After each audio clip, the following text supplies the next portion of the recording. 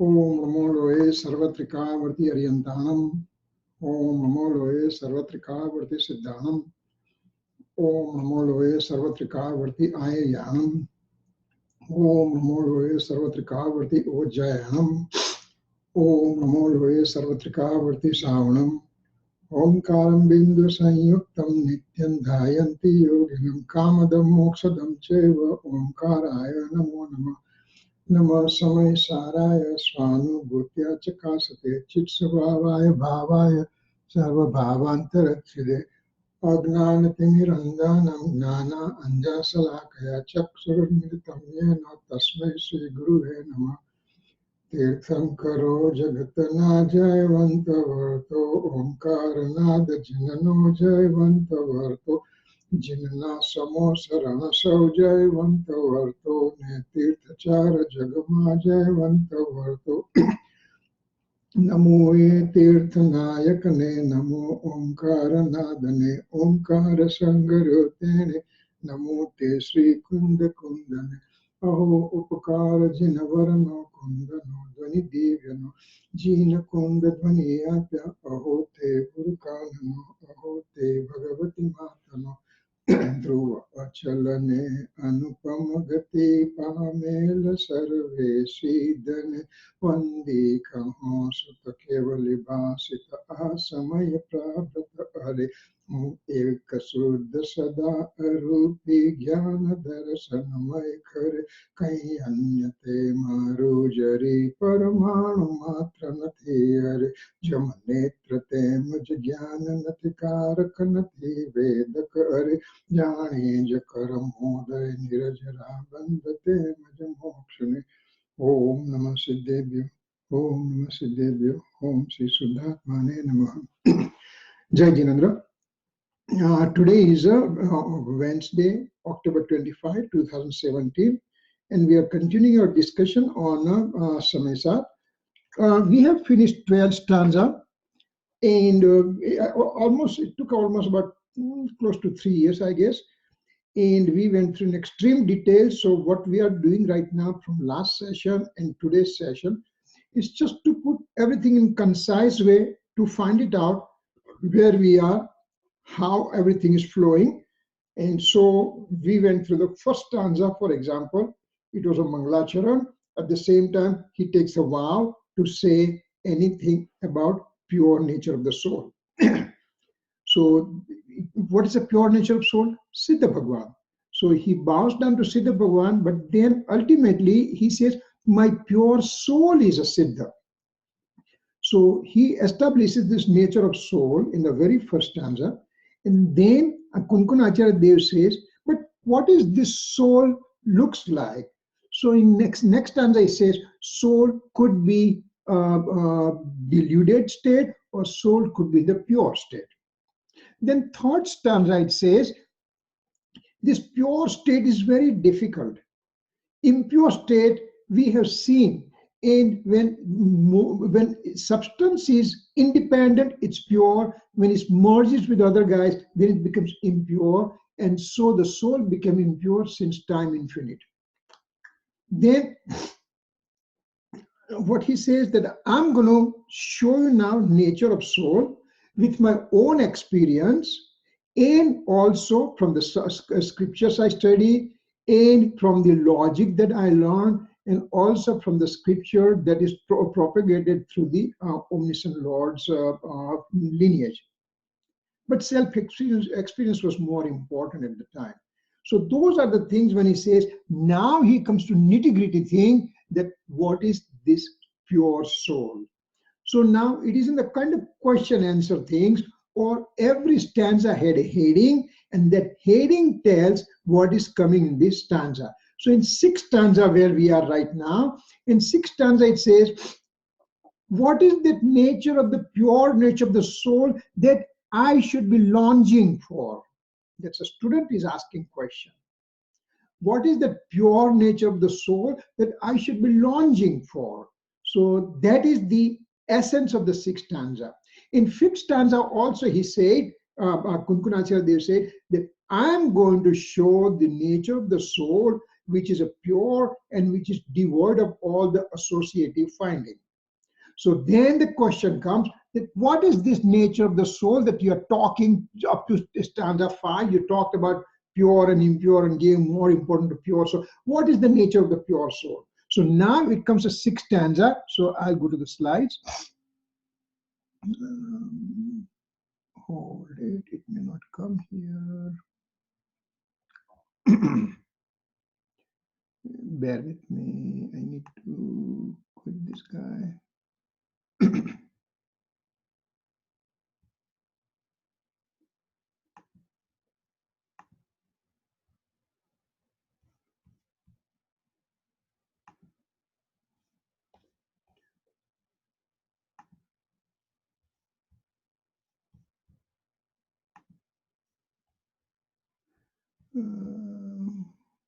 Okay.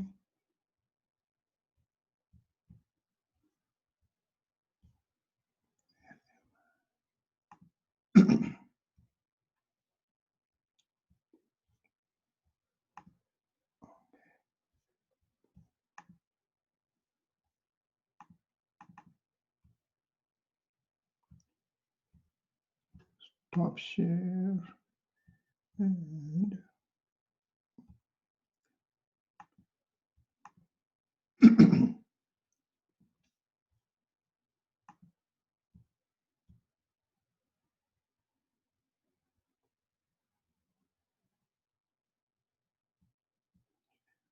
just give me 1 second. Where am I missing my slides?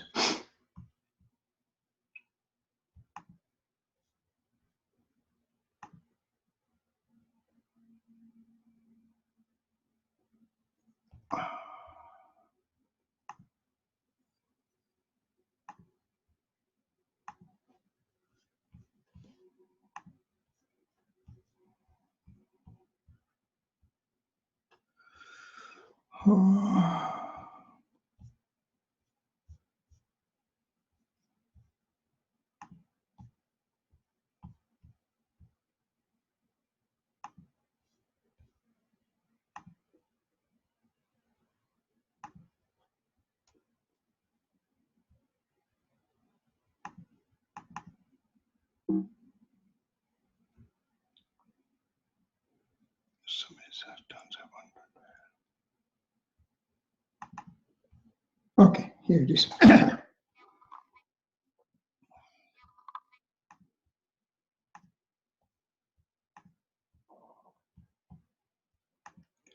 Okay, so we are on the 6th stanza. So I'll bring the 6th stanza over here.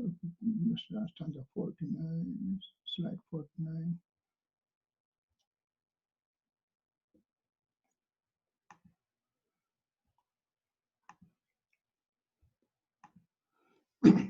So this is 6th stanza we have here. It says, Kodaso Suddha Atmeti Chitta.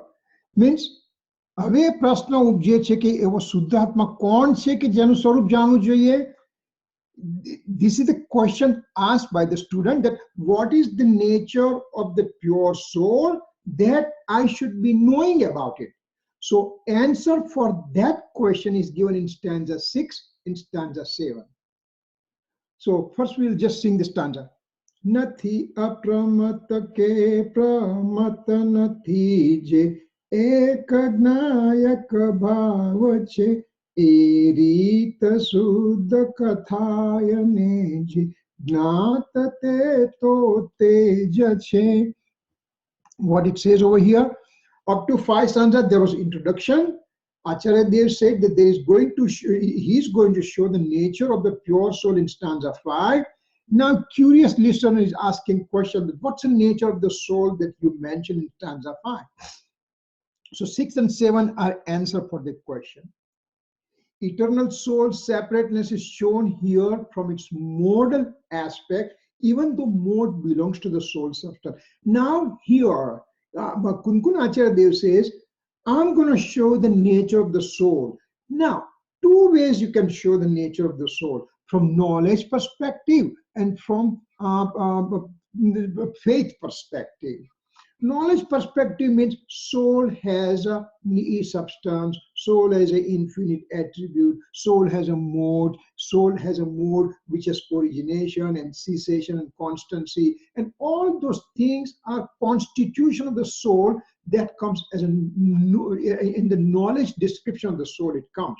But in that whole description, there is something which is most important for me. When I'm going to the store to buy banana, I go to the fruit section and I separate section of banana from the oranges and apples and pears and grapes. So that's a gross form of separateness. But now when I bring the banana at home, the wife says, okay, take the skin out and that's it. Wait a second, I paid the money for the skin and banana both. White part, pulp of banana and skin, I paid for the both. She said, that's okay, but now most important part is the pulp that is important. So here also, now that I separated from all the 6 universal substances, I said this is soul. But what is important in the soul? So when I'm entering into the property of the soul, what is the most important thing? I'm a thief and I selected a house and I want to go and steal the money from the house. I want to just get the most precious thing from the house. Where will I go? Will I go in kitchen? Will I go in bathroom? Will I go in garage? Where will I go?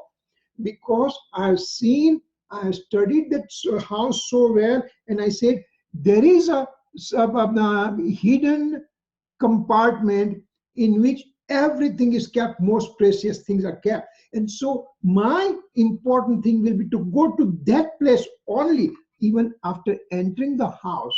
So similarly, when I'm entering the soul substance, and the soul is there, substance is there, attributes are there, modes are there, all those things are there. But what is most important? Then most important thing is eternal soul substance.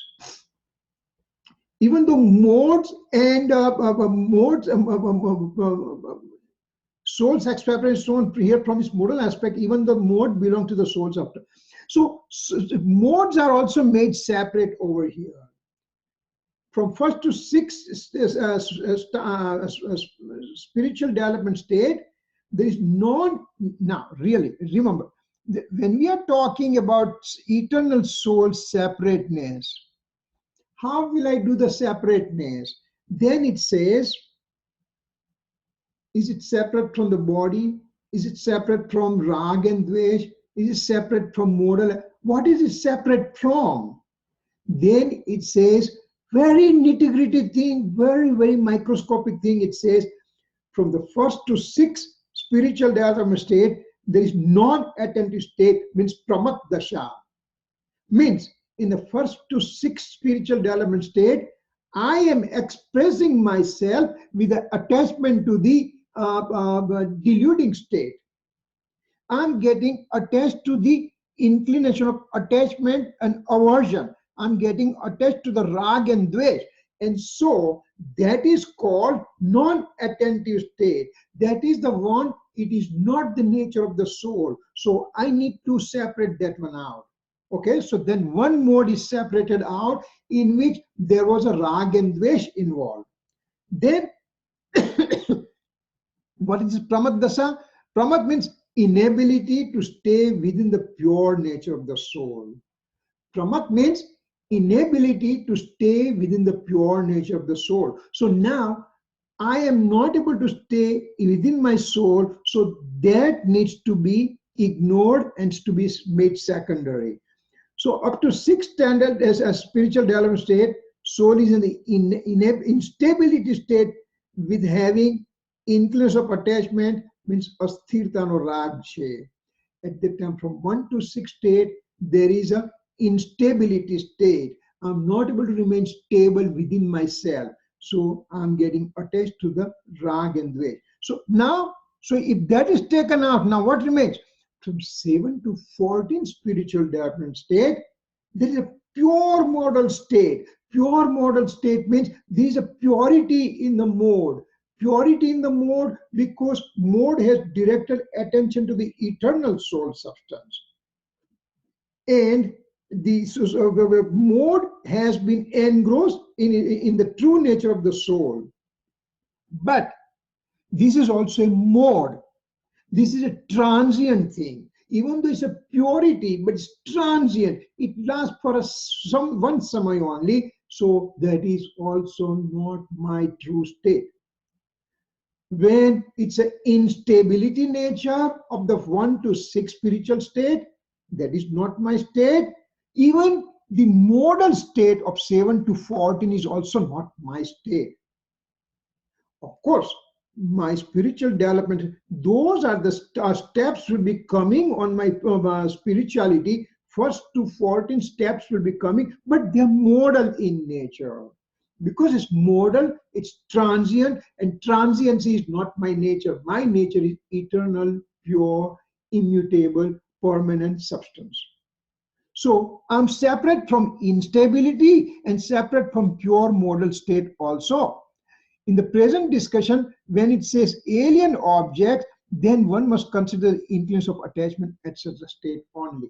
Alien object doesn't mean that, okay, this guy is away from me. That's not true. That's not the one that we are talking. This guy, body is separate from me. We are not talking about that one. The material karma separate from me. They are separate. I'm not worried about it.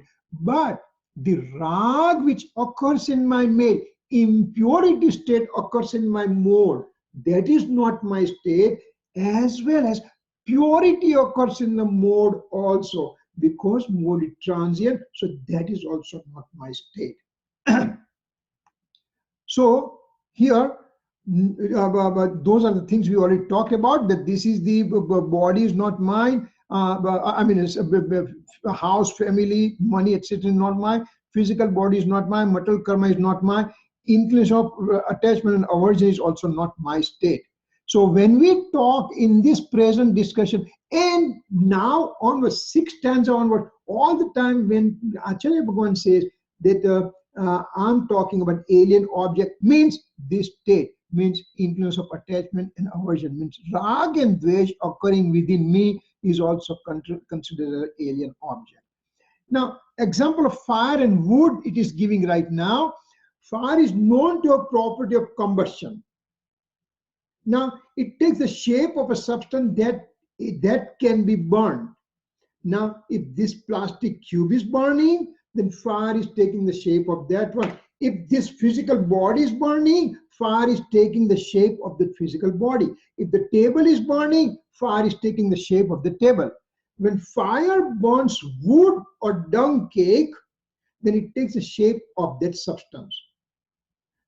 But this shape of the fire did not occur just because it was burning wood or dung cake. Fire took the shape by itself. It was not because of a burning wood or dung cake that fire is appeared to be that shape. Actually, this is a shape of the fire only. Fire has made its own shape. And at that time, this wood, for example, was an instrumental cause. So fire appears to be having that cubical shape, for example. So this is that's a picture that we have seen from before. Now, fire does not have dependency on the subject that it is burning. The fire has no dependency on this subject when it is burning. Fire has its own shape while burning wood or dung cake. This fire does not have impurity, means dependency of taking shape of the substance that is burning. And fire has independently takes its own shape. So when there is a rag is involved, my soul appears to be totally full of anger, deceit, ego, and greed. But that is my soul's own doing, not because you made me angry, and that's why I'm angry. You could be instrumental cause. Instrumental cause does not do anything to the nature of the soul, in the principal thing. So that's what it's trying to say over here. Then we have the Gnanakar and Gnayakar. This is a famous slide we already know about. Substance, knowledge attribute, and this is knowledge mode. And this knowledge mode, shape of the knowledge mode is Gnanakar occurring by itself. This mode occurred by itself because the soul, knowledge attribute, and knowledge mode. Now, at that time, there is a peacock over here as an instrumental cause in knowledge mode by itself created shape within the mode. And so we keep on thinking that peacock is the reason that there is a image over here, but the image creation was done by the soul and by knowledge attribute and by its mode by itself. Nobody else was a reason for that. So this was independent action occurring over here. Similarly, there is a rag over here, and that rag will be having the illumination here, but the soul will be making that illumination by itself. So that's what we have seen from before. And so now fire and knowledge, that we are the fire taking shape and of the wood and everything, we are comparing those things. So object having capacity to get burned means the coal, knowledge. Object of knowledge means inclination of attachment, rag called gnay, means this object of knowledge is an inclination of attachment. Fire has a shape of burning coal. Fire took the shape of the burning coal. Exact shape of the object illuminating in the knowledge mode is called Gnayaka. So this rag is getting illuminated, and in the knowledge mode, rag is getting illuminated. That's simple, that thing. Fire shape is due to self and not due to coal. Shape of the knowledge mode is by itself and not due to object. Fire has independence and not having impurity of the shape of the coal. Knowledge mode is independent, and does not have impurity due to the object, means that rag. And last thing, shape is due to fire itself. Illumination in the knowledge mode is due to knowledge itself. Gnanti gnanakar shape. So that principle we have to learn in the 6th stanza, number 1, and then further going. And we have gone through all these things, so that's why we are going fast. I would like to finish hopefully everything. All-knowing virtue of the soul means Gnayak Bhav. What does that mean? It means with eternal soul, Trikal Swarup, without any of its mode.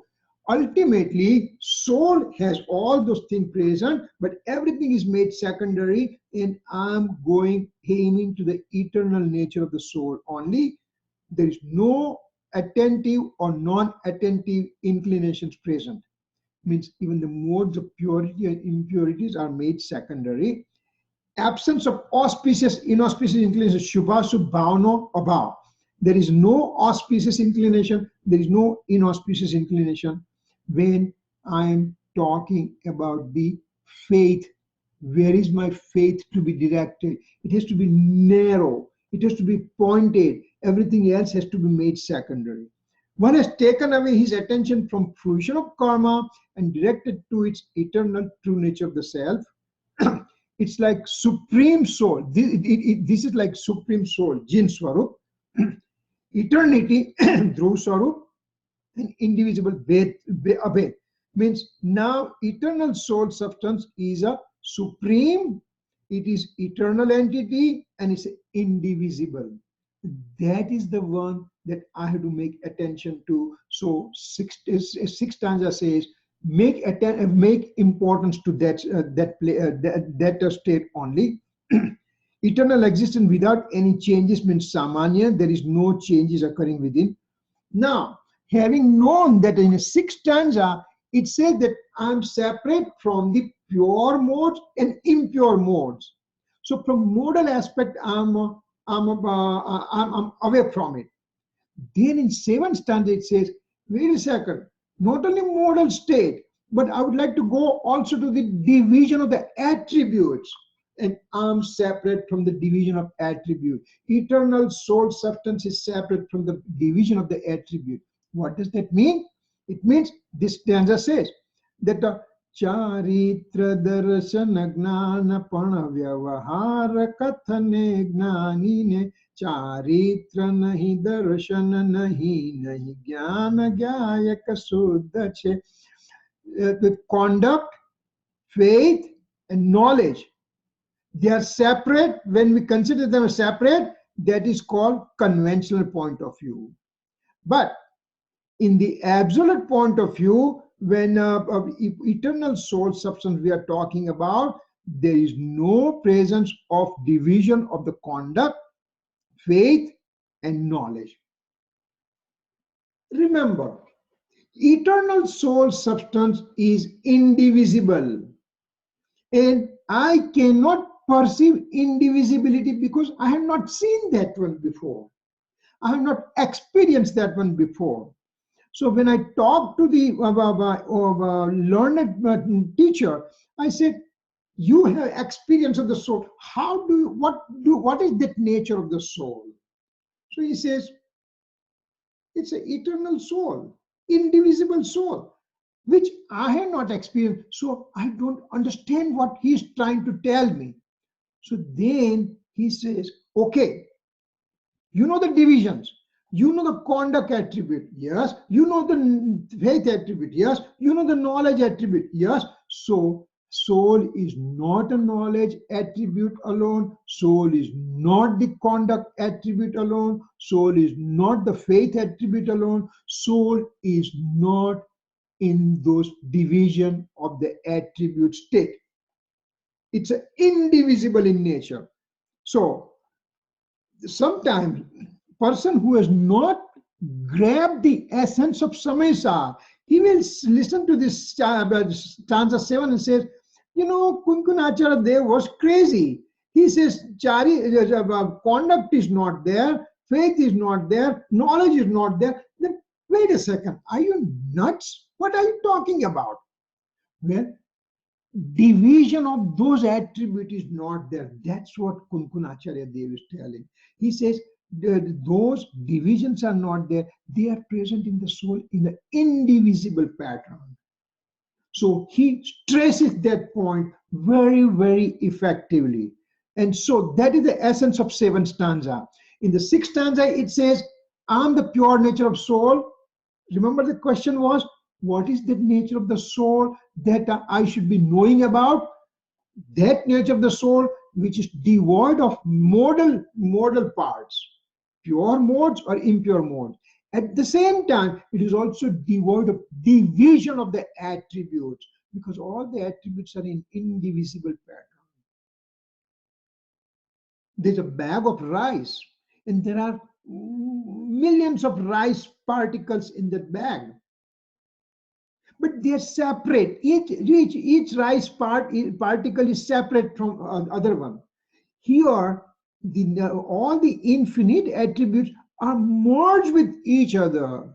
So if you take any space point of the soul, all the infinite attribute will be represented in one of those innumerable space point of the soul. So that's what he's trying to say, that those attributes are indivisible. They're not in division. Yes, we are talking in the divisional pattern, but they are in indivisible fashion. So inclinations of attachment, auspicious and inauspicious inclinations are not true nature of the soul that we talked in 6th stanza. Nature of the eternal soul, true self, is with right knowledge, faith, and conduct. So the modal aspect is not there, I understand, but there is presence of right knowledge, faith, and conduct. When one considers this as separate, then divisions are produced, and so separateness is not there. I need to know the indivisibility of those things. So indivisibility from the eternal soul is to be perceived. Now, one is unable to obtain right faith if aim at the alien object, aim at the auspicious activity, inclination of attachment and aversion, aim at the mode or even aiming at the division of the attribute. So I cannot get Samyak Darshan if I keep the attention to all these guys. And remember, the alien object, which is mainly we just talked to about, is a Ra. This is the auspicious activity, means auspicious inclination occurring within me. Then Rag and Dvesh, division of the modes and division of the attribute, they are not myself, and so I'm beyond that one. So those are the things we have to consider. Knowing that part, that sixth and seventh stanza said that sixth is pure nature of the soul, devoid of any modes, and seventh stanza said pure nature of the soul, devoid of any division of the attribute. So then student is asking question that, wait a second, if there is a pure nature of the soul, eternal pure nature of the soul is to be aimed at, why do you use this division pattern and everything? Why do you say that the soul has a knowledge and soul has a faith and soul has a conduct attribute and everything, and conduct is so many different types, knowledge is 5 different types, and faith is 2 types? Why do you do all those divisions to me if important thing is eternal soul substance only? Tarhi parmarth avaiko वक्तव्य इति चेत હવે ફરી પ્રશ્ન ઉઠે છે કે જો એમ જ છે તો એક પરમાર્થનો જ ઉપદેશ કરવો જોઈએ. વ્યવહાર શા માટે કહો છો? If this is important, then why don't you give me the discourses on the pure nature of the soul and forget about this division of the conventional point of view? What is this important of convention point of view? That's a question student is asking. So, Bhasha anarya vinana samaja vishakaya anaryane vyavahara vina paramartha no upadesa ema asakya she. Now, teacher says, yes, student, I know you are getting restless. You want to know the eternal soul substance. You want to aim there. You want to obtain Samyak Darshan. You want to go on the path of liberation, and ultimately you want to obtain liberation. I know that very well. But you don't understand the language of the eternity. You don't understand the language of indivisibility because you have never experienced those things. You have never experienced the indivisibility of the eternal soul substance. That's why. And then this is an example given over here. What example they said? That there is a one illiterate person is there. Shepherd is there who is a totally illiterate person. And now I go there, or somebody goes there, he knows the Sanskrit, and he says, Swasti. Swasti. Swasti means, Swasti means, I wish you have eternal, you get eternal benefit from the soul substance. I wish, I give the blessing that you get eternal peace or eternal purity of the soul substance. That he spoke in Swasti. This is a Sanskrit word. The guy does not understand. So he keeps on looking at this guy that, wait, what is he talking? I don't understand. What is he talking? What is he talking? So the next guy, he knows the shepherd language as well as he's expert in Sanskrit. And he says, over here, it's been said that you have blessing to have eternal peace coming from within. When he hears that word, he becomes very excited about it because things are being told in his language.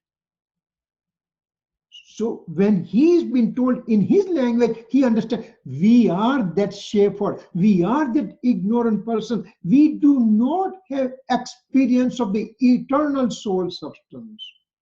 And that's why we are looking for some conventional aspect, something to be told in my language. And that's why Acharya Bhagwan says that even though eternal soul substance is important, but I am talking to you in your language, which is the modal language, which is the language of rag and dvesh, which is the language of auspicious and inauspicious inclination, which is the language of the division of the attribute, and all those things are called conventional point of view. And that's why I'm using conventional point of view. Why am I using conventional point of view? Acharya Bhagwan says, because you only understand that language. The small little child, toddler, he doesn't understand the languages. He speaks few words here and there, and he says boo boo. I want boo boo. What is boo boo? Boo boo means he wants water. So I also go there and I say, hey, here's a boo boo for you. Wait, am I saying right? For that child, it is right thing, because now I need to convince him that yes, you are looking for water, and this is water. So you have to speak in the ignorant person's language. And that's why, even though important thing is eternal soul substance, but the discourses are given in the divisional pattern. The language has a limitation, and language can come only in the divisional pattern. And understanding has to be done in that language, and ultimately when you assimilate, that assimilation has to be done in the indivisibility. So this convention point of view is a medium of presentation only. So that's what it says in the stanza 8. In the 7th stanza, it said, even the division of the knowledge, faith, and conduct attributes a conventional point of view. Learned students asking question, then why are they described in the scripture? Why the conventional point of view is described in the scripture? And that's why this question, this is the answer. And those are the things, this uncivilized person that we talked about and all those things. So we can keep going there. One must understand that conventional point of view does not lead one to an absolute point of view. Remember, one has to have clarity in the mind that conventional point of view is a medium of presentation only. The learned saint, he knows what's the eternal, indivisible, pure nature of the soul. He wants to convey that eternal, indivisible, pure nature of the soul, but in my language, ignorant person language, so he is using conventional point of view, but his aim is to make sure that listener also ultimately assimilates in the indivisible pattern. Srimadji, in the 20th stanza of Apurvasa, he says, जे पद श्री सर्वज्ञ दीठ्यु ज्ञानमा कही सक्याम नहीं ते पण श्री भगवान जो. Bhagwan has experienced the eternal soul substance, but language has a limitation, and that limitation cannot give the expression of the indivisibility. Other day I was reading about the Srutagnan. Srutagnan means a scriptural knowledge of two types, Aksharatmak and Anaksharatmak. Anaksharatmak means not expressible in the words. Aksharatmak means expressible in the form of words. So I have only medium of words in front of me. Bhagwan also has words in front of him, and so he cannot explain the indivisibility of the eternal soul substance, and so he has to use the words, which is a convention point of view. So convention point of view is simply a medium of explanation of the fact. For the uncivilized and barbarian being, convention point of view is used to convey the message of absolute point of view. Small little child has been explained, showing him the cat, and he's been told that this cat, the lion is like this cat. Same shape, same 4 legs, same kind of tail and everything. And it's a bigger one, but lion appears to have similar like this kitty that you are seeing. So this cat becomes kind of medium to have him understand what is the absolute point of view, means what's a real lion look like. Non-omniscient enlightened teacher, preferably monk, he's in primary abstract comprehension, means nirvikalpa state. Then in reflective thought state, he ends up explaining. Nature of the soul in the divisional aspect is explained. Student understand in the divisional aspect, assimilation has to be done in the indivisible form. This is the essence of the stanza 8. You have been explained in the conventional form, but assimilation has to be in the indivisible pattern. So that's what basically 8th stanza is there. So now we come to 9th and 10th stanza. Katham vyavarasya pratipadakta miti cheto, means હવે એ પ્રશ્ન ઉત્પન્ન કે વ્યવહારને પરમાત્મા પ્રતિપાદક કેવી રીતે છે એનો ઉત્તર ગાથા સૂત્ર કહે છે. Let's sing this stanza first.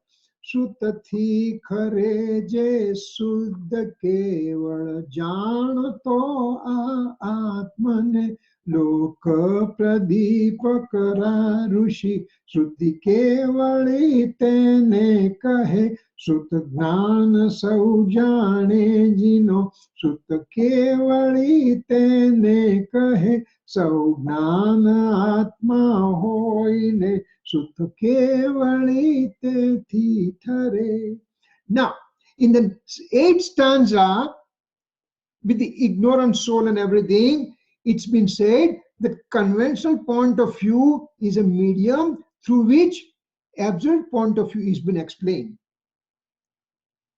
So then the intelligent student is asking question that conventional point of view, all throughout you are saying it's wrong, but you are over here, you say conventional point of view shows absolute point of view. Conventional point of view gives the direction towards absolute point of view. How does it happen? Give me one example for that. In the 8th stanza it said, in the ignorant person, we have to talk in conventional point of view, but he has to ultimately assimilate in the absolute point of view. How is this conventional point of view is going to show absolute point of view? Please give me example of it. So over here, example says, Sutta thi khare je suddha kev. I think there is one. No, okay. Sutta thi khare je suddha keval janto atma. Means me and you and we all are right now reading scriptures. We read the scripture, we listen to the discourses, we ask questions, and ultimately we make the decision about the eternal pure nature of the soul. Who am I? Krupaladev said, હું કોણ છું, ક્યાંથી થયો છું, સ્વરૂપ છે મારું ખરું, કો નાશ બંધે વળગણા રાખું કે પરિહરું. અમૂલ્ય તત્વ વિચારની અંદર કહું. So what does it say over here? That from Sutta Gnan, from scriptural knowledge, by listening, by reading, by arguing, by asking questions, all those things, now I know what's the real nature of the soul in the reflective knowledge pattern, in the Vikalp Dasha. Now I know what is my true nature. Now, Sutti Kharaja Suddha Keval Janto Atman. So now, after having determination made about my true nature, now I go within from reflective thought process, from Vikalp Dasha, now I go to primary abstract comprehension, means Nirvikalp Dasha. When I experience my eternal soul substance, then the Lok Pradipkara Rishi means of Kevali Bhagwan says that you are a Shrut Kevali, means you are scriptural omniscience. What did I do here? I listened to the scripture, I digested the scripture, I read the scripture, I listened to the scripture, I assimilated that one, and after that I experienced myself, Nirvikat Dasha, primary abstract comprehension. And that's why I can be considered as scriptural omniscience. Means this is from absolute point of view. Now, in the second stanza, it gives example of the conventional point of view. Sutta gnana sau jane jino sutta kevali tene kahe sau gnana atma hoine sutta kevali te thitare. What does it say over here? There is another person who just studies the scripture and studies and studies, and he knows all the 12 original scriptures. Remember, those original 12 scriptures, they have, I think, close to 112 million chapters are there, and each chapter has 51 crore, means 510 million stanzas are there. Enormous amount of scripture, enormity. If I know Atma Siddhi by heart, 142 stanza. If I know Samaysar, this 415 stanza. If I know Bhaktama, 48, that's nothing, that's not even peanut. This is whole huge amount of scriptures that one studies and understands. When he goes through all these 12 original canons, bar angnu gnan jena thai che, original 12 canons of knowledge, that means he has experiencing of the soul also.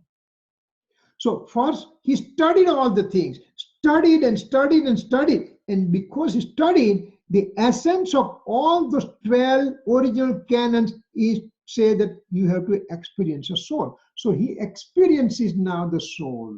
So that's a conventional point of view.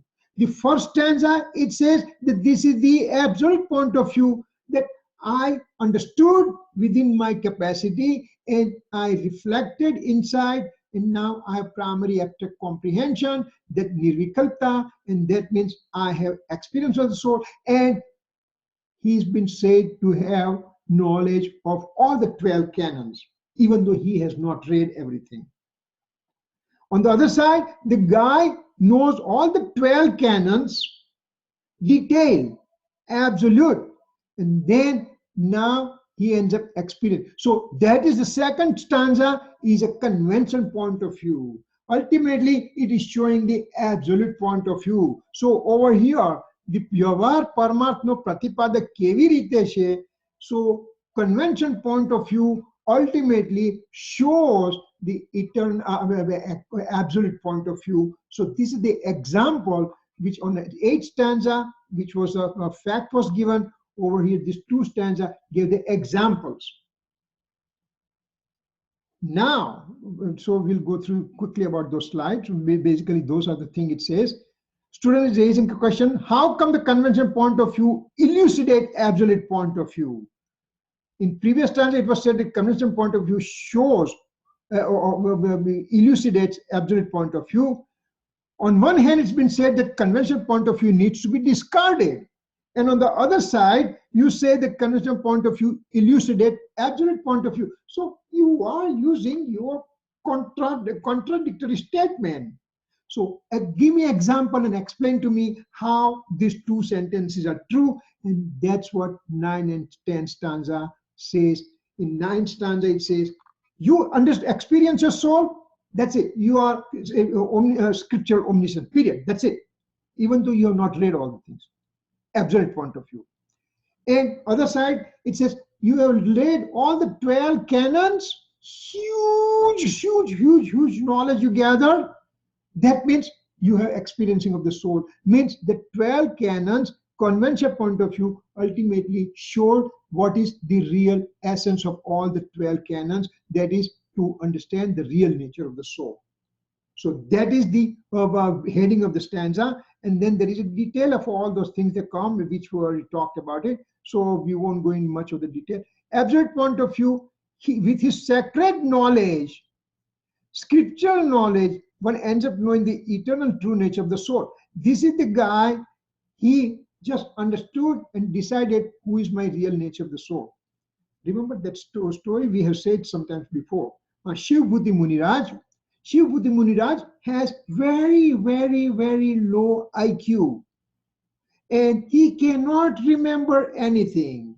He cannot simply remember simple things also.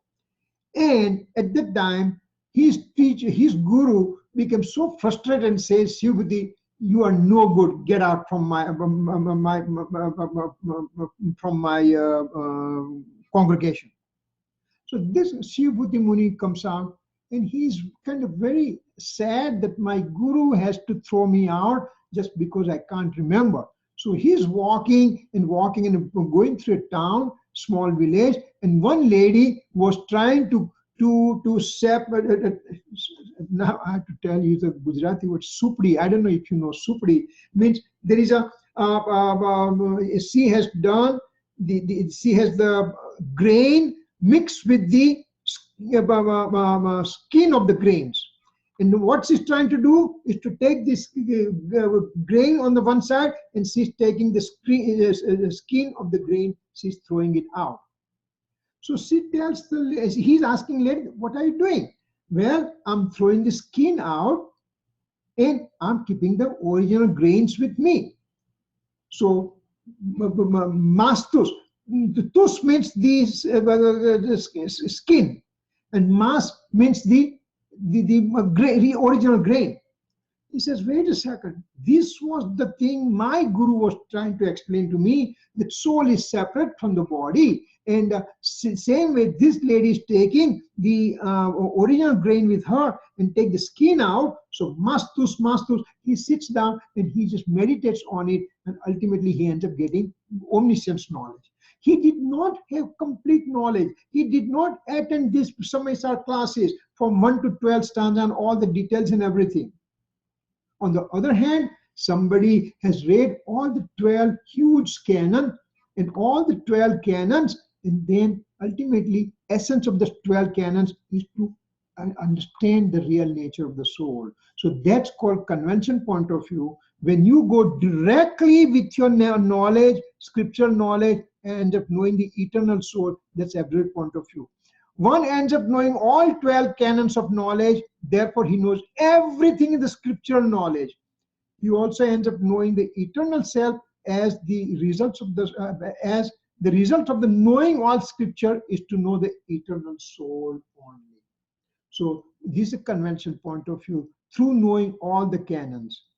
This sentence is from absolute point of view, as there is indivisibility of the knowledge and the eternal soul substance here. He ends up knowing soul with his total knowledge of 12 canons. Therefore, knowledge is the soul. Here the division is created. Therefore, it's known as convention point of view. Therefore, one can say convention point of view is an illuminator of the absolute point of view.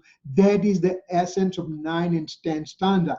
Convention point of view is there. It illuminates the absolute point of view. So wrong assumption, absolute point of view can be achieved. Remember this word, achieved. Through convention point of view, it is a wrong assumption. Convention point of view is there, but it cannot help you to achieve absolute point of view. Right assumption, convention point of view elucidates. Here achieved, here elucidate. So convention point of view shows the nature of absolute point of view. Convention point of view cannot take you to the absolute point of view. This is the showing and this is going. This is showing, this is going. This is wrong assumption. This is the right assumption. So we have to keep that one in mind because of this 9 and 10 stanza. this Sutakri and everything. Now, stanza 11 comes. Stanza 11, Gurudev loved this one, and Gurudev said that stanza 11 is a heart of the Samaysar. He loved this one. In a Samaysar no pran che. Samaysar, this is the heart of Samaysar. What does he say? Kuto vyavarnayo nanu sartavya iti cheta. અવ્યવહારીય પ્રશ્ન ઉઠે છે પહેલા એમ કહ્યું કે વ્યવહારનો અંગીકાર ના કરો પણ જો પરમાત્મા કહેનાર છે તો વ્યવહારને કેમ અંગીકાર ના કરવો એના ઉત્તર રૂપે ગાથા કહે છે. See, in the initial state 6 and 7 stanza it says forget about convention point of view, only absolute point of view is important. Then on 8, 9 and 10 stanza it says wait a second, convention point of view is important also, that you cannot ignore convention point of view. Then in 11 it says that why should I not accept convention point of view? What's wrong for me to accept convention point of view? Why you keep on saying convention point of view is wrong, wrong, wrong, wrong, wrong all the time? So over here Acharya Bhagavan says व्यवहार नहीं अभूतार्थ दर्शित शुद्ध नय भूतार्थ छे भूतार्थ ने आश्रित जीव सुदृष्टि निश्चय होय छे. Emphatically Acharya Bhagavan says absolute point of view is right one and convention point of view is wrong, wrong, wrong. He is very, very determined and emphatically he says that point. So he says only absolute point of view is important. Forget about convention point of view. So Amritchandra Acharya Dev, remember this stanza is written 2000 years back, I think about 49 AD or something. And Amritchandra Acharya Dev came in 10th century. And he analyzed and he says, wait a second, Kunkuna Acharya Dev is so emphatic about it. So there is something more in this stanza than simply these two lines. Simply saying that convention point of view is wrong and absolute point of view is right. Something more has to be there. So he, as if Amritchandra Acharya Dev enter into Kunkuna Acharya Dev's heart and says, wait a second, Kunkuna Acharya Dev, what were you thinking when you wrote this stanza? And so Amritchandra Acharya Dev gave commentary. And as a result of that commentary, he explained absolute point of view and convention point of view in detail, which we took a long time in stanza 11. We are now expert in knowing those things. We'll quickly pass through those kind of things and understand why he is saying absolute point of view is right and conventional point of view is wrong. What is conventional point of view means over here. So that's what 11 stanza says. So 11 stanza is one of few stanzas are very important, as we said. Six stanza is very important. 6 and 7, 11, 13, 38, and 320 stanza, and there are few other stanzas are there. So these are the ones that we have to understand. Can you give me 1 second? Maybe I'll call you in 30 minutes. Okay, I'm in the class. Okay. Sorry.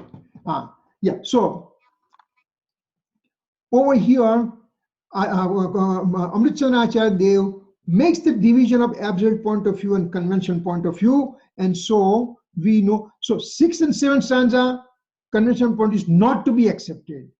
But if it illuminates absolute point of view, then why not to accept it? This stanza is answer for such question raised by the learned student. Meaning of the stanza, convention point of view, Vyavarna is untrue or abhutat. Pure point of view means Suddhanai is a true one, bhutat. What is a pure point of view? What is a Suddhanai? Suddhanai means what? What's a pure point of view? Pure point of view or absolute point of view, those are the same interchangeable words. It's a mode, as partial point of view is a mode, eternal, innate state, the all-knower virtue of the eternal true nature of the self, Nayak Bhav is also pure point of view. In this stanza, subject of pure point of view is also known as pure. Don't worry about too much about in this one. Absolute point of view is important. Absolute point of view means eternal true nature of the soul. That's it. So pure point of view is a partial point of view. It's more, remember, where is the pure point? Any time when we say partial point of view, partial point of view, partial point of view, nai, nai, nai. What does nai means?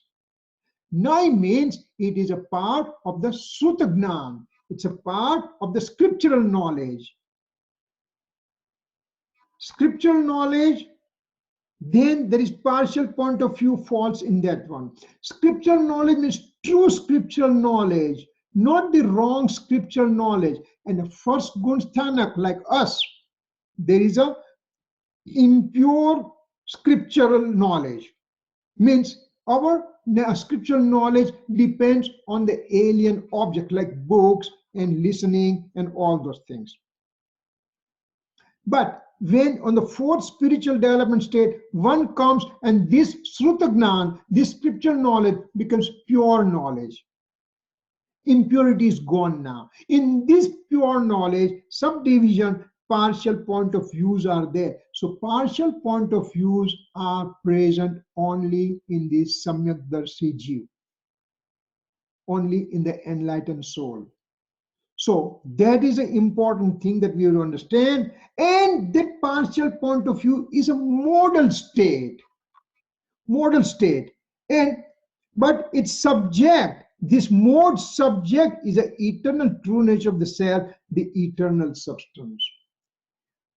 I have a mode right now. This mode is a transient in nature, and 6 stanza it says, I'm devoid of the mode. I ignore the mode. I made the mode secondary and everything. But still, this mode has directed its attention to the eternal soul substance. So eternal soul substance becomes more important. So even though this mode, this partial point of view, they are present in the modal state, they are present in the transient way, but the transiency has directed attention to the permanency. So eternal pure nature of the soul can only be perceived in the mode, because the soul as a substance is inert. There are no changes occurring. All the attributes, including attributes of knowledge, are also inert, and there is no activity going on. Only activity occurs in the mode, and that mode has now looked into the eternal soul substance, and that's why eternal soul substance is come to know.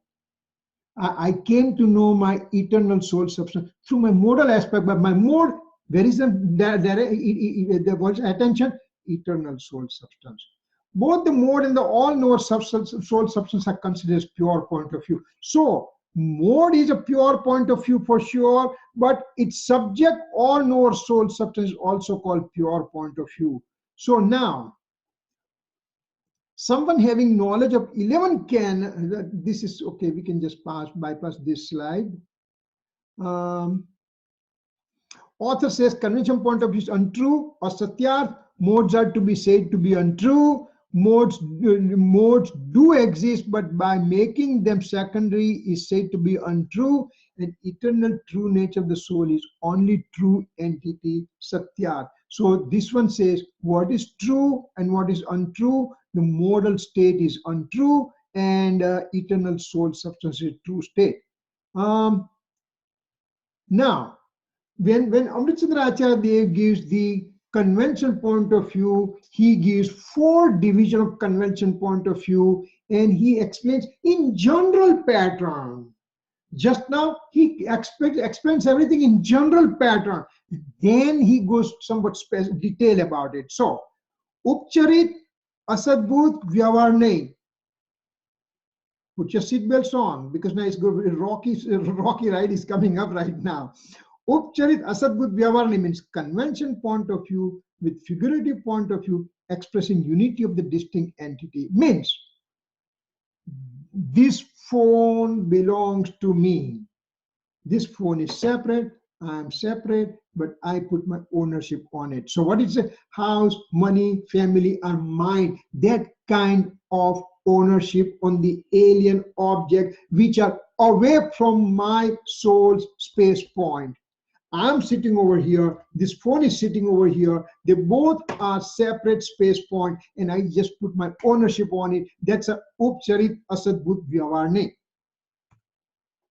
Now, anupcharit asadbhut vyavarne means conventional point of view with literal point of view expressing unity of different substances.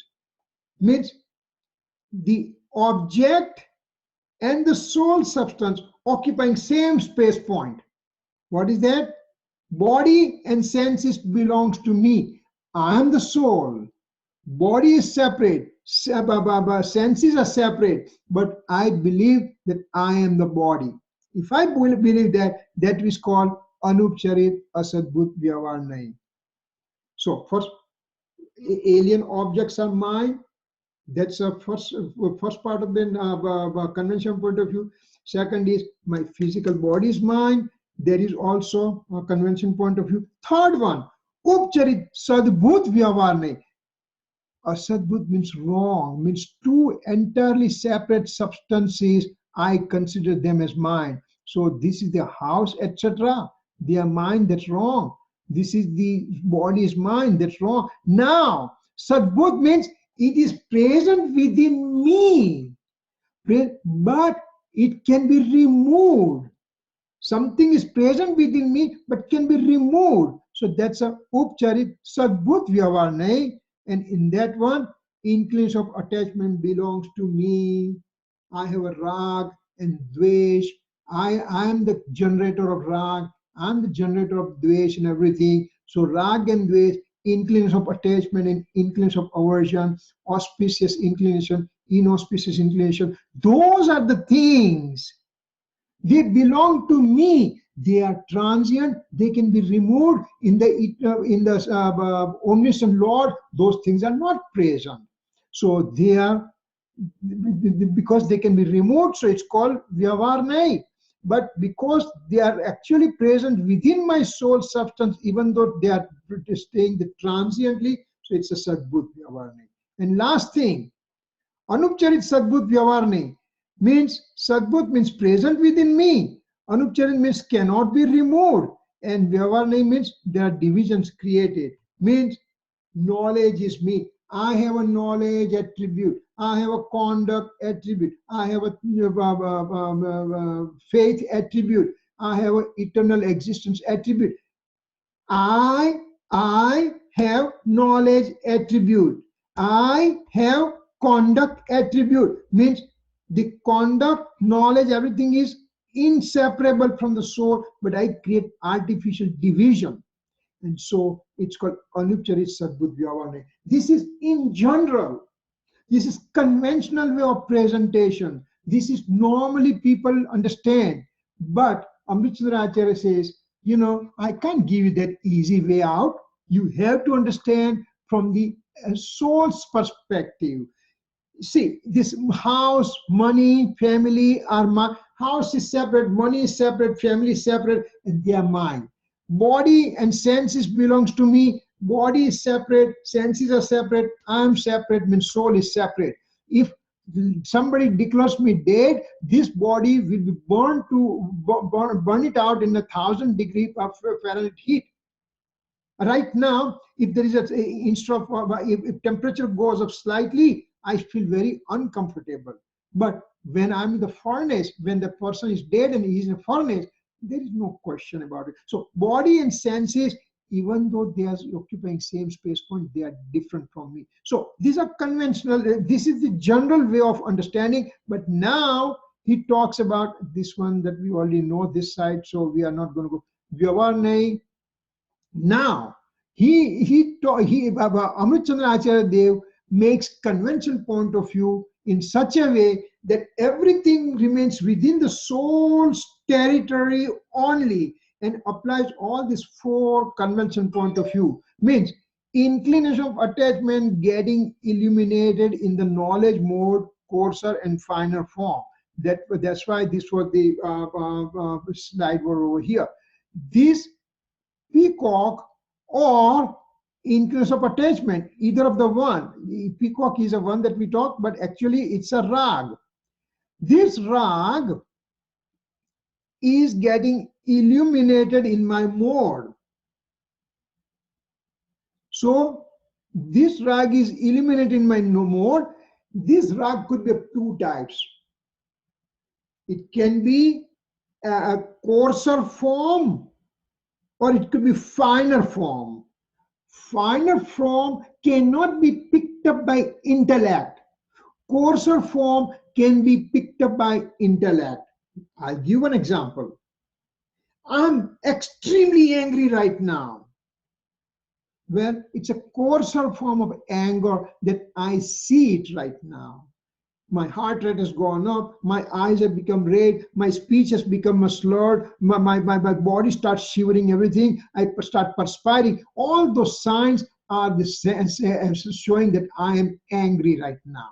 So it's a coarser form of anger. But there's also finer form of anger, which I'm not able to pick it up. What is that one? My eternal soul substance is pure. In my nature is to remain within me only, and I become angry at my eternal soul substance, and I just go and I go into the inclination of attachment state, rag. This is my Bhagwan, this is my temple, this is my grandchild, this is my family. That kind of rag, when I do it, when I forget about family and money and all the, but this is my Bhagwan, this is my temple, this is my Samaysar. When I express in those regards, that means I came out of my eternal pure nature of the soul. Sugar's nature is to give sweetness and sweetness and sweetness all the time. Instead of that, sugar starts showing salty taste. Can it ever happen? No way. My eternal nature is to stay within my pure nature. Can I be in the intention of attachment state? No way.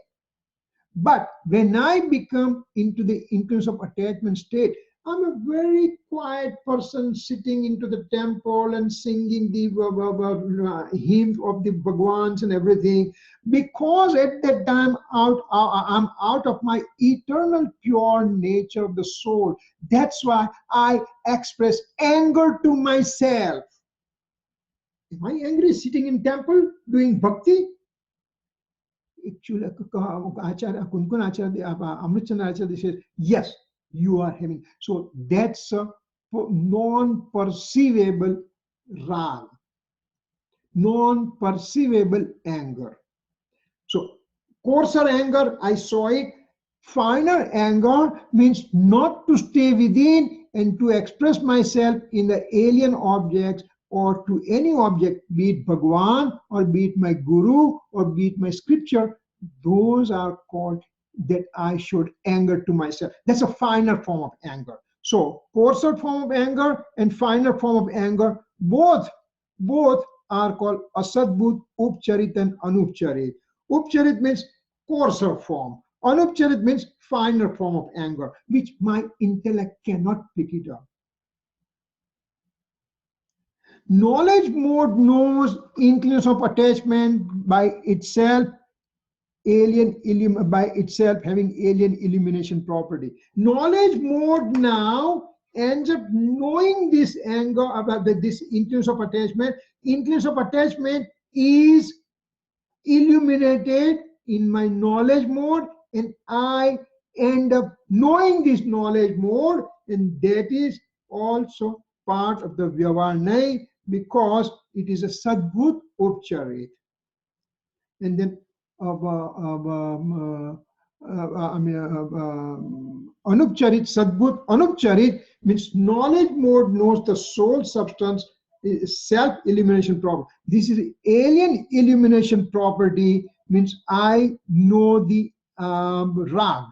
This is the self-intimation property. I know my eternal soul. So that is also called Sadbut Anupcharit. So these are the way he described those four convention point of view which are present within my territory of the soul only. And we have understood that one very well. But he says, 11th stanza says, these are all wrong. These are wrong, these are wrong, these are wrong. Having known all these things, I broke my head. It is really difficult to understand. And then ultimately you say, it's wrong. Convention point of view is wrong. Convention point of view is wrong. Absolute point of view is right. So that is the 11th stanza. Now, having said that, all the things, and we have gone all these things, so I'll just go quickly. So, Upcharit Asadbut Vyavarne means coarser form of a rag, getting known in the knowledge mode, means Buddhi Purvak no rag. What is it called? Buddhi Purvak no rag, means anger which I can perceive. Anupcharit Asadbut, Asadbut means it can be taken out. Final form of influence of attachment, getting known in the knowledge mode, or Buddhi Purvak no rag. Upcharit Sadbut Vyavarne means this is the Sadbut, means it's present in the soul, but it is transient in nature. So knowledge mode ends up knowing rag by its own self and alien knowing capacity, Swapar Prakasha Shakti. I have the knowing capacity. I can know the alien object. I can know myself. When I know the alien object, means alien object getting illuminated in my mode, and I know that one. That's called Uchari Sadbut Vyavarne. And knowledge is a soul, means eternal soul substance getting illuminated in the knowledge mode. That is the Anuchari Sadbut Vyavarne. And knowledge is the soul. I am Mugnayak Chu. I am all knower soul substance. I am all knower. That's all I do, morning till evening. But still, it's called convention point of view, and convention point of view will not give you absolute point of view. So that's the 11th stanza that he goes in detail about it. And then comes the 12th stanza. This one we already know this part, so I'll just quickly go through it.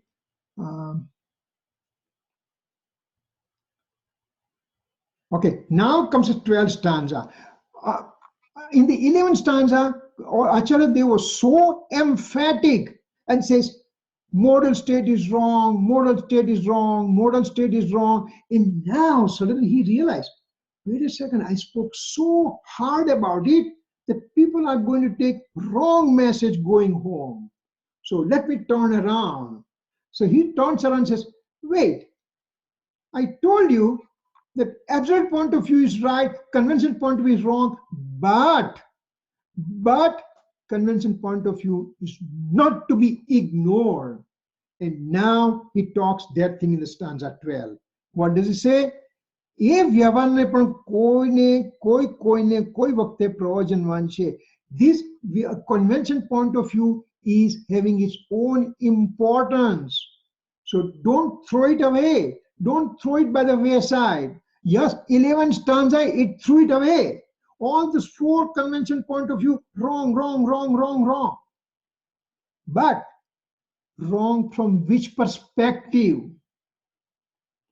Wrong from the right perspective, wrong from the eternal soul's perspective. But when I'm passing through my spiritual ladder, those things comes on the way. The convention point of view, they do come on the way. So it has its own importance. How is that important? That's in the 12th stanza. Dekhe param je bhav tene suddha naya gnatavya che aparam bhave sthitane vyavaharano upadesa che. Convention point of view is always associated with the absolute point. Remember, only whenever we say conventional point of view, Vyavar name means it is always associated with absolute point of view. And when you say absolute point of view or convention point of view, means it is a right form of scriptural knowledge. And when you say right form of scriptural knowledge, means one is on the fourth spiritual development stage, means one has a self-realization, means one has Atma Darshan, means one has Samyak Darshan, enlightenment. So without absolute point of view, is known as a the convention point of view is known as Vyavara Bhas. It's called fallacy of convention point of view. If there is no absolute point of view, means if there is no Samyak Darshan, do I have, do you have, do other people have it? When they don't have it, then we cannot say convention point of view. A point to note over here, when we say absolute point of view, convention point of view, let's say that the pot maker made the pot from the clay. Pot maker made the pot from the clay. So pot was made, pot's existence came from the clay is an absolute point of view. And pot maker created pot is called conventional point of view. That means, does it mean that there are two forms of pots are created? One is an absolute pot and one is a conventional pot? No, pot is a pot is a pot.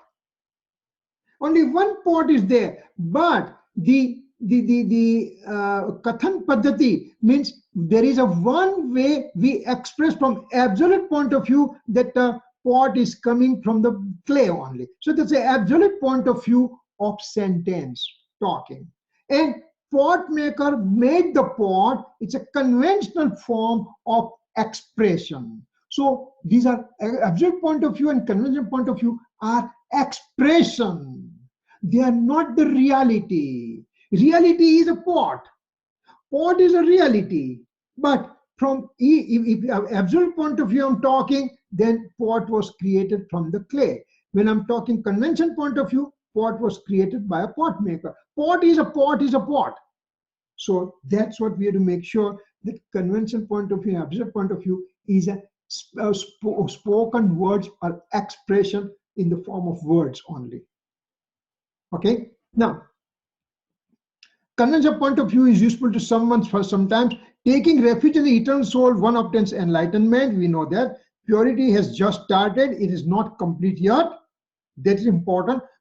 At the fourth spiritual development stage, purity just started. I understood the eternal soul substance. I experienced eternal soul. So my purity started going up. And at the same time, I also impurity within me, they start proportionately going down. As I'm going up with my purity, the same thing, impurity proportionally starts going down and down and down. So those things are going in reverse way. So when I have a purity going up, presence of impurity is called conventional point of view. Purity is absolute point of view. Impurity state is conventional point of view. They both go hand in hand till I obtain complete purity and there is zero impurity present. So till I obtain complete purity, from beginning of the purity till complete purity, there is presence of impure state proportionately present, and those impurity is decreasing, purity is increasing. So impurity present along with purity is called conventional point of view, and that is, one has to know that part, because only the purity state is an inside situation. One cannot visualize what is a purity, but when there is a purity going on, at the same time impurity is decreasing, and that impurity, for example, if there is a person in the fifth spiritual development state, then he has a lesser vows are being observed. The 12 vows are being observed in that person. So that person who has a Samyak Darshan on the fifth spiritual development state, he has a he's seen to observing 12 lesser vows. When there is a monk on the sixth and seventh spiritual development state, which I can't see from outside, only from outside I can see that he is observing 5 great vows, 5 carefulnesses, and 3 restraint, 5 samiti, 3 gupti, panch mahavrat, 13 types of conduct is been it been observed. But those things are conventional point of view. Those things are the impurity state. The purity is within, cannot be expressed outside. So these are the impure state, will be seen in the form of 28 primary virtues of the monk, or the 12 lesser vows observed with the fifth spiritual development state, and all those things are present.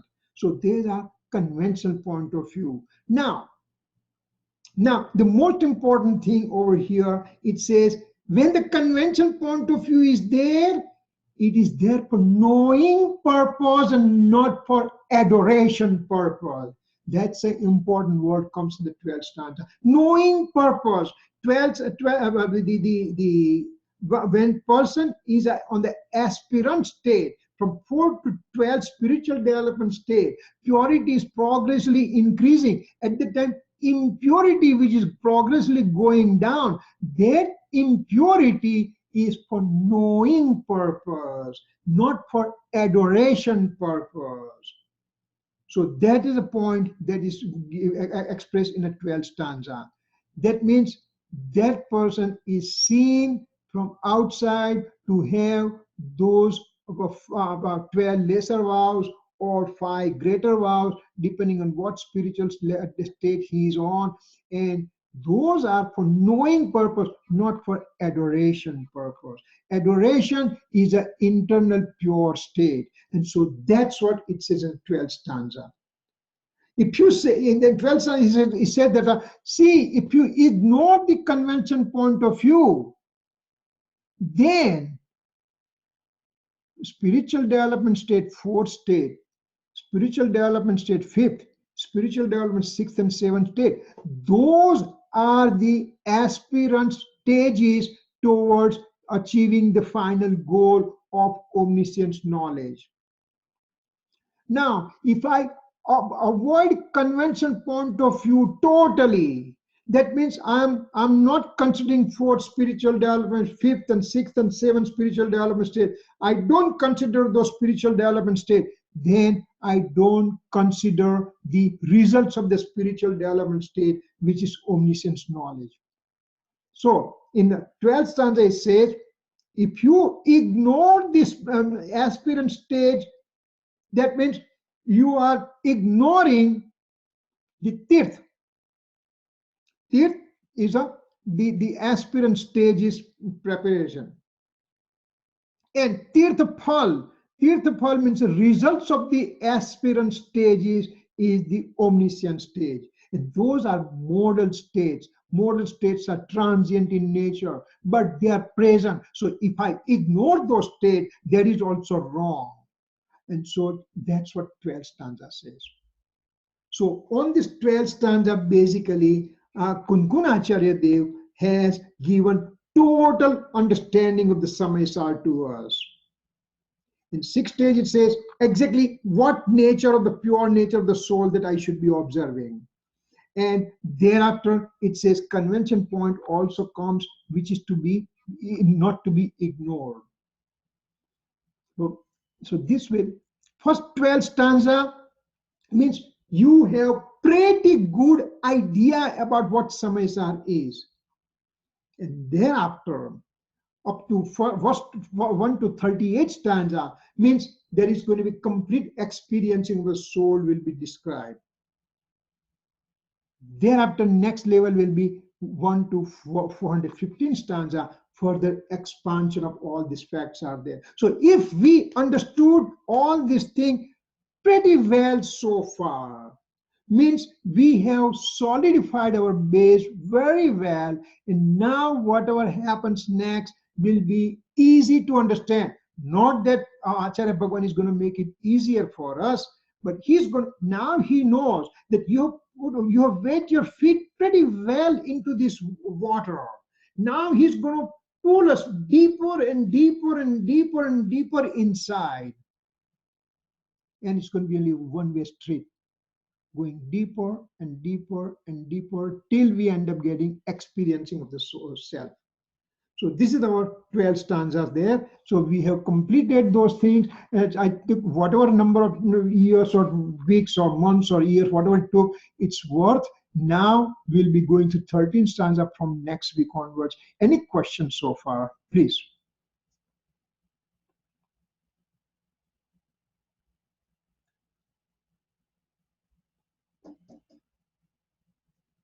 If there are no questions, then maybe we can just do the closing. Okay. Javani ke gyan se suze lokalo, sovani mastaka namo sada det hu do. 9th Arthamaka mantra.